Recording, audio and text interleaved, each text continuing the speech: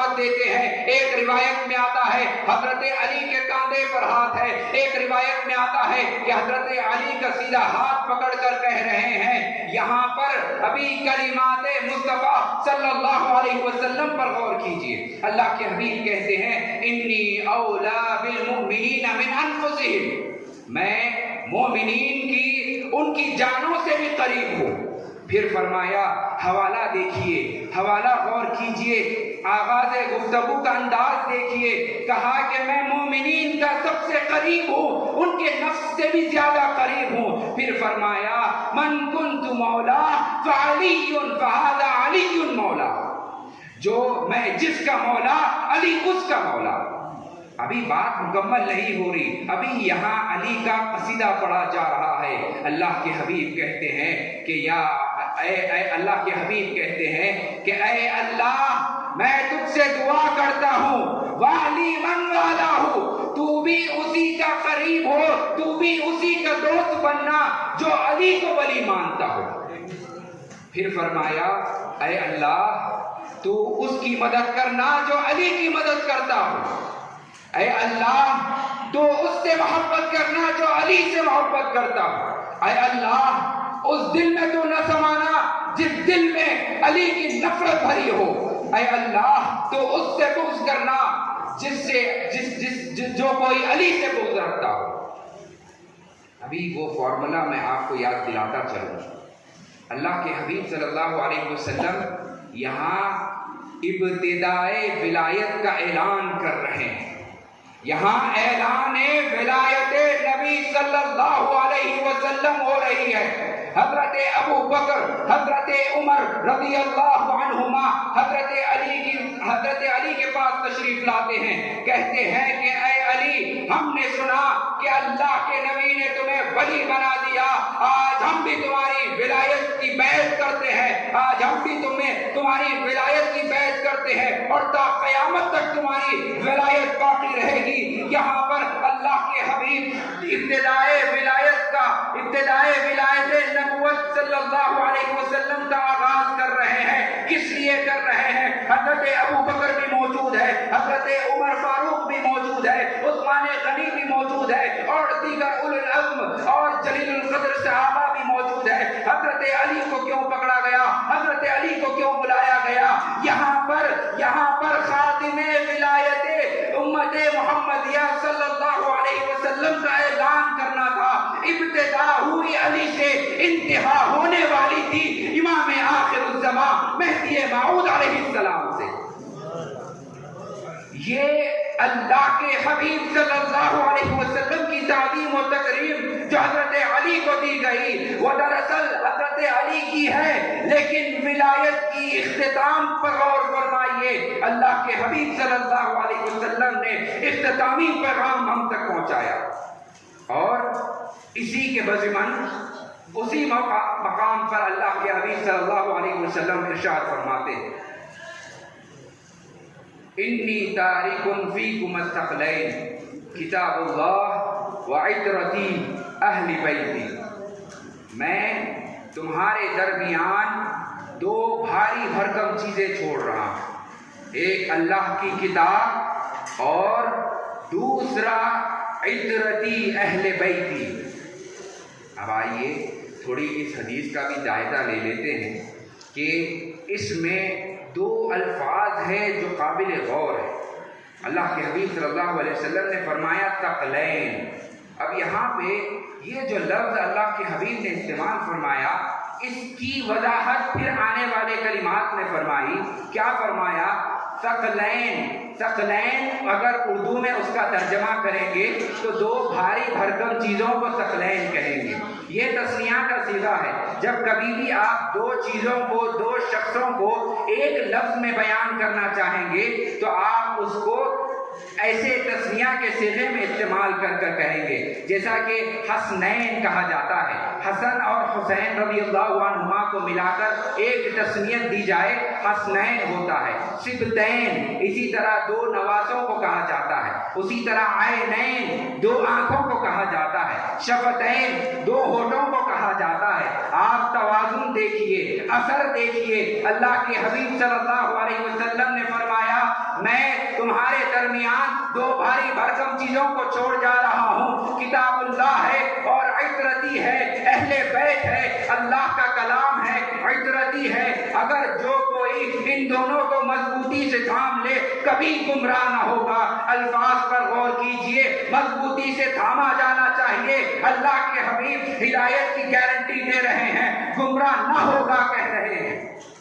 ابھی ہمارے ذہن و دماغ میں یہ خیال آئے گا کہ اگر آپ غور کریں کتاب اللہ اور عطرتی، یہ تھوڑا توازن تھوڑا سا غیر مناسب محسوس ہو رہا ہے سننے کے اعتبار سے۔ ایک ہو گئی کتاب اور ایک ہو گئی عطرت، اور عطرت کو اہل بیت سے بھی تشبیہ دی گئی۔ اب ہم تھوڑی سی وضاحت لے لیتے ہیں کہ اہل بیت کس کو کہیں گے۔ اہل بیت کیا صرف حضرت علی کو کہیں گے، یا بی بی فاطمہ ہی کو کہیں گے، یا حسن حسین یا ان کے گھرانے کو کہیں گے؟ بہرحال علماء کا ایک اتفاقیہ کلام ہے کہ جو پنجتن ہے وہ اہل بیت میں متفق طور پر ہے۔ اب اس کے علاوہ جو بھی ہے وہ محقق کلام ہم اور آپ کے سامنے آتا ہے۔ بہرحال اگر آپ اب اس آیت پر اس حدیث کے اس کلمے پر غور کریں گے جس میں عطرتی اللہ کے حبیب استعمال کر رہے ہیں، تو آخر یہ عطرتی سے کیا مراد ہو سکتا ہے؟ عطرتی سے کچھ خاص مراد ہو سکتا ہے۔ اگر آپ مجھ سے کہیں گے کہ عطرتی سے مراد حضرت علی ہے تو پھر میں ماننے کے لیے تیار نہیں۔ حضرت علی سے اگر آپ کہیں گے حضرت حسن ہے تو بات مناسب نہیں ہوتی، حضرت حسین ہے تو بات مناسب نہیں ہوتی، اگر بی بی فاطمہ کو بھی لے کر چلے تو بات مناسب نہیں ہوتی۔ تو آخر عطرتی سے مراد ہے تو کیا ہے؟ چلیے آئیے، ہم اور آپ کی علم کی وسعت کیا، ہماری اوقات و حیثیت کیا، بارگاہ محمدیت صلی اللہ علیہ وسلم میں حاضری لگاتے ہیں، سوال کرتے ہیں کہ یا رسول اللہ، آپ نے فرمایا انی تارک فیکم الثقلین کتاب اللہ و عطرتی اہل بیتی۔ اہل بیت کو سمجھ میں آ گیا یہ عطرتی کا کیا معاملہ ہوا۔ آئیے اللہ کے حبیب صلی اللہ علیہ وسلم وضاحت فرما رہے ہیں۔ عن سلمہ رضی اللہ عنہ قالت قال رسول اللہ صلی اللہ علیہ وسلم المہدی من عطرتی من ولد فاطمہ الزہرا رضی اللہ عنہ۔ مہدی میری عطرت سے ہوں گے اور فاطمہ کی اولاد سے ہوں گے۔ ابھی بات ختم نہیں ہوئی، ابھی آپ آئے دوسرے صحابی کرنے آئے۔ میں نے ایک سوال اٹھایا تھا، کیا عطرتی اللہ کے حبیب صلی اللہ علیہ وسلم کے وہ داماد حضرت علی ہیں؟ آئیے حضرت علی بھی گواہی دے رہے ہیں، ان کی روایت ہے عن امیر المؤمنین علی بن ابی طالب رضی اللہ عنہ قال قال رسول اللہ صلی اللہ علیہ وسلم لو لم يبقى في هذا الدنيا الا يوم لطول الله ذلك اليوم يبعث الله رجل من عطرتي اسمه اسمي اسم ابيه اسم ابي۔ اللہ قیامت تک ایک دن بھی اگر باقی ہو تو اللہ رب الجلال اس دن کو لمبا کرے گا اور میری عطرت سے مہدی کو بعثت فرمائے گا، جس کا نام میرا نام ہوگا، جس کے والد کا نام میرے والد کا نام ہوگا۔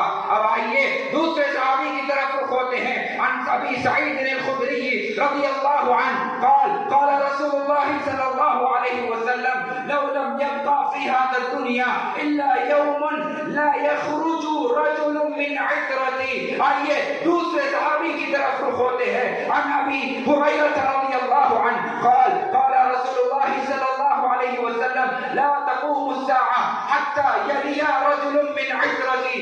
آئیے دوسرے صحابی کی طرف رخ ہوتے ہیں۔ عن عبد اللہ بن مسعود رضی اللہ عنہ قال قال رسول اللہ صلی اللہ علیہ وسلم لا يبعث الله رجل من عطرتي ما بقي يوم في هذه الدنيا او كما قال علیہ الصلوۃ والسلام۔ حاضران اکرام، ابھی اس بات سے یہ تحقیق ہم کو سمجھ میں آ رہی ہے۔ میں نے اپنی تحقیق آپ کے سامنے نہیں پیش کی، میں نے وضاحت محمد عربی صلی اللہ علیہ وسلم آپ کی نظر کی ہے۔ یہاں پر اللہ کے حبیب صلی اللہ علیہ وسلم کہہ رہے ہیں جو کوئی میں تمہارے درمیان دو بھاری بھرکم چیزیں چھوڑ رہا ہوں، اللہ کی کتاب اور عطرتی، تو ابھی ہم جن احادیث کی ہم نے ابھی ذکر کیا، ابھی جن احادیث کو ہم نے سنا، اس کے حساب سے تو مجھے یہ لگتا ہے اگر عطرتی ہو تو وہ عطرتی سے مراد امام آخر الزمان مہدی موعود علیہ السلام کی ذات ہے۔ اب ابھی بات یہاں مکمل نہیں ہوتی۔ آپ دیکھیں، اگر آپ اپنے معاملات میں بھی اگر غور کریں، ہماری قوم کا شعار ہے کہ یہاں اللہ کے حبیب کہہ رہے ہیں کہ میں تمہارے درمیان دو چیزوں کو چھوڑ رہا ہوں، اللہ کی کتاب اور مہدی برحق مہدی علیہ السلام کو چھوڑ رہا ہوں۔ جو کوئی ان دونوں کو پکڑ لے گا، مضبوطی سے تھام لے گا، اللہ اس کو کبھی گمراہ نہیں کرے گا۔ اسی لیے ہم مہدوی ہر روز عشاء کے بعد ببانگے دہل یہ اعلان کرتے ہیں، القرآن والمہدی امامنا آمنا وصدقنا۔ یہ ہمارا شعار اور ہمارا ایمان و ایقان ہے، یہ اللہ کے حبیب صلی اللہ علیہ وسلم کی عطا ہے۔ میں نے جیسا کہ آپ کو فرمایا، یہ جو فارمولا ابتدا اور انتہا کا ہے، بس اس کو آپ ذہن میں رکھتے جائیے۔ ہم تمام بخوبی واقف ہیں جو کہ اللہ کے حبیب صلی اللہ علیہ وسلم کے ساتھ آپ کی حیات مبارکہ میں ایک بہت عظیم الشان واقعہ پیش آیا، جس کو ہم واقعہ معراج کے ساتھ یاد کرتے ہیں۔ ہم بخوبی جانتے ہیں، میں آپ کو معراج کے واقعے کی تفصیل میں نہیں لے جاتے ہوئے میں بس جھلکیاں آپ کے سامنے پیش کرتا ہوں۔ میں بس آپ کو وہ فکر ذہن میں رکھنے کی یاد دہانی کراتا جاؤں گا۔ وہ فارمولا ذہن میں رکھیے آپ کہ جو ابتدا ہو رہی ہے مقصد انتہا میں موجود ہوتا ہے۔ یہاں معراج کی ابتدا ہو رہی ہے، جبریل امین علیہ السلام تشریف لاتے ہیں، اللہ کے حبیب صلی اللہ علیہ وسلم آرام کر رہے ہیں، اٹھانے کی اجازت ہو رہی ہے، اللہ کا حکم آتا ہے، اے جبریل اٹھانا نہیں، قدم کو چوم لینا، میرا حبیب بیدار ہو جائے گا۔ پروٹوکول اللہ کا دیکھیے جو اپنے نبی کی میزبانی کیسے کر رہا ہے۔ اللہ کے حبیب صلی اللہ علیہ وسلم کا معراج کا سفر شروع ہو رہا ہے، معراج کے سفر کی ابتدا ہو رہی ہے، سواری جنت سے بھیجی جا رہی ہے، مہمان مصطفیٰ ہے تو میزبان خدا ہے۔ اب آپ غور کیجئے، توازن دیکھیے، مقصد معراج دیکھیے اور اس کے نتائج دیکھیے۔ اللہ کے حبیب صلی اللہ علیہ وسلم کے لیے سواری آ چکی ہے، ابھی یہاں پر میزبانی میں ایسے ایسے لوازمات کا اہتمام کیا گیا ہے۔ اللہ نے فرمایا کہ اے حبیب براہ راست نہ آ جانا، یہاں پر خدا کی آپ بندگی کا ثبوت دیتے آنا۔ بیت المقدس میں سارے انبیاء کی سب بندی ہم نے انتظام کرا دی ہے، وہاں جانا، امام الانبیاء کا لقب لے آنا، سارے انبیاء کی امامت کر آنا۔ پروٹوکول دیکھیے، یہاں اسٹیپ بائی اسٹیپ اللہ کی میزبانی دیکھیے، یہاں جنت سے سواری آ رہی ہے، انبیاء کی امامت کی جا رہی ہے، پہلے آسمان پر جا رہے ہیں، دوسرے آسمان پر، تیسرے آسمان پر، چوتھے آسمان پر، پانچویں، چھٹے، ساتویں، بس آسمان در آسمان چڑھائی ہو رہی ہے۔ مقصد کیا ہے؟ آپ غور کریں، اس میں مقصد کیا ہے؟ آپ کہیں گے معراج کے بعد ہم کو نمازیں ملی ہیں، تو تاریخ تو روایتیں تو اس بات کو انکار کرتی ہیں کہ معراج کا اصل مقصد نمازیں دینا نہیں تھا۔ اگر آپ تاریخ کا مطالعہ کریں گے، یہ نمازیں کوئی نئی امت محمدیہ کو نہیں دی گئی، یہ سابقہ انبیاء کی پڑھی ہوئی شکرانہ نمازیں ہیں جو ہم پر فرض کی گئی ہیں۔ ہر نبی کی سنتیں جو ہم پر فرض کی گئی ہے، یہ تو وہ نمازیں ہوئی۔ تو پتہ چلا نمازیں تو مقصد نہیں تھی، تو مقصد کیا ہے؟ آئیے اس مقصد کو تھوڑا سا سمجھنے کی کوشش کرتے ہیں۔ مقصد معراج دراصل دیدار خدا تھا۔ مقصد معراج دراصل دیدار خدا تھا۔ اب دیدار خدا بھی اللہ اپنی میزبانی کا تقاضا کرتے ہوئے پورا کر رہا ہے۔ میزبان جو خدا ہے، ہم یہاں آس پاس کوئی ایم ایل اے یا چیف منسٹر کی میزبانی دیکھ لیتے ہیں، کوئی مالدار شخص کی میزبانی دیکھتے ہیں، بعد میں واہواہی کرتے ہیں، دیکھیں ماشاءاللہ کیا کھانا رکھا گیا تھا، کیا لوگوں کا انتظام رکھا گیا تھا، कितना आलीशान महल जैसा फंक्शन हॉल बुक किया गया था। हम एक आम इंसान की ऐसी बात करते हैं, वो तो खुदा है, खालिक़े कायनात है, उसकी मेज़बानी का क्या आलम हो सकता है। अब यहाँ मेज़बानी हो रही है, अल्लाह के हबीब सल्लल्लाहु अलैहि वसल्लम को क़ाबा क़ौसैन औ अदना के मकाम पर बुलाया जा रहा है। अल्लाह चाहता तो नबी को दीदार ऐसे ही दे देता, लेकिन वहाँ मेज़बान खुदा है, मेहमान मुस्तफ़ा है, वहाँ पर दीदारे इलाही की सारी इंतहा मुकम्मल होने वाली है। अल्लाह के हबीब सल्लल्लाहु अलैहि वसल्लम से पूछा गया, आप अल्लाह से कितने नजदीक थे? फरमाया क़ाबा क़ौसैन औ अदना, हम दोनों ऐसे थे जैसे कि दो कमाने नजदीक थी और उससे भी करीब थे। अल्लाह के हबीब सल्लल्लाहु अलैहि वसल्लम को दीदार अता किया गया, दीदार हो गया, दीदारे खुदा हो गया। मुस्तफ़ा सल्लल्लाहु अलैहि वसल्लम को अल्लाह ने वो शर्फ आसमानों पर बुलाकर नसीब फरमाया। अब ये इब्तिदा हो गई, इंतहा हो गई। इंतहा की थोड़ी सी और वजाहत बाकी है। इस इब्तिदाए सफरे मेराज की इब्तिदा भी हमने समझ ली, इंतहा भी समझ ली और मकसद को भी जान लिया, क्योंकि मकसद सातवें आसमान के आगे था। शुरुआत तो यहाँ हुजरे मुस्तफ़ा से हुई थी, मकसद था सातवें आसमान क़ाबा क़ौसैन और अदना के मकाम पर। आइए अल्लाह के हबीब सल्लल्लाहु अलैहि वसल्लम को अल्लाह ऐलान फरमाता है, क्या हबीब हम तुम्हारी उम्मत के लिए 50 नमाजें फर्ज करते हैं, वो घट घटाकर 5 हो जाती है। अल्लाह कहता है, क्या हबीब हम तो खुदा है, हमने 50 का फैसला किया था, तुम्हारी उम्मत 5 पढ़ेगी, मिलेगा सवाब 50 का। बहरहाल अल्लाह ने 50 का वादा किया था, 5 हमने पढ़ रखी है। अभी अल्लाह और एक बात फरमाता है, गौर फरमाइए, बड़ी नाजुक बात है जिसमें अल्लाह अपने हबीब सल्लल्लाहु अलैहि वसल्लम से फरमाता है। और अल्लाह के हबीब सल्लल्लाहु अलैहि वसल्लम इस बात की वजाहत हमारा आपसे करते हैं, अस्सलातु मिअराजुल मुमिन। क्या फरमाया? अस्सलातु मिअराजुल मुमिन, नमाज मोमिन की मेराज है, नमाज मोमिन की मेराज है। अल्लाह के हबीब सल्लल्लाहु अलैहि वसल्लम ने फरमाया, यहाँ मेराज का आपने सफर अभी अभी सुना, यहाँ जमीन से आसमान तक सफर तय हो रहा है, जन्नत की सवारी आई जा रही है, यहाँ पर मेजबानी खुदा कर रहा है और नबी को मेराज अता कर रहा है।